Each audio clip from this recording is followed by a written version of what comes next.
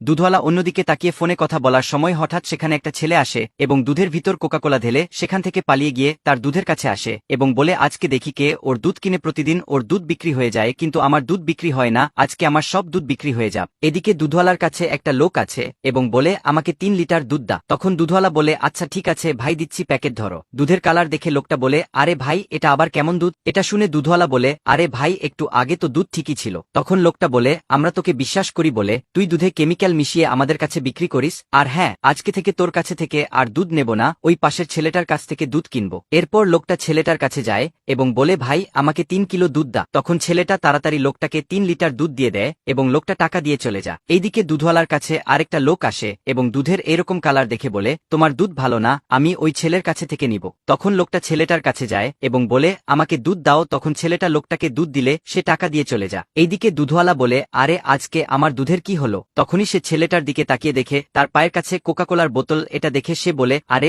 ওই ছেলেটার কাছে কোকাকোলার বোতল কেন? আমার তো মনে হচ্ছে কিছু গড়বড় আছে। তখন সে সেই দুইটা লোককে ডাক, কি হয়েছে বল? তখন দুধওয়ালা বলে ভাই ওই দেখেন ছেলেটা পায়ের কাছে কোকাকোলার বোতল আমার মতো হচ্ছে, ওই আমার দুধে কোকাকোলা মিশিয়েছে, আপনি গিয়ে চুপচাপ ওর কথা শুনে আসুন। তখন লোকটা চুপচাপ ছেলেটার কাছে যায় এবং তাকে বলতে শুনে আজকে আমি ওই দুধওয়ালার দুধে কোকাকোলা মিশিয়ে দিয়েছি। এটা শুনে লোকটা তাড়াতাড়ি দুধওয়ালার কাছে গিয়ে সব কথা বলে দেয়। এটা শুনে সবাই মিলে গিয়ে ছেলেটাকে হাতে নাতে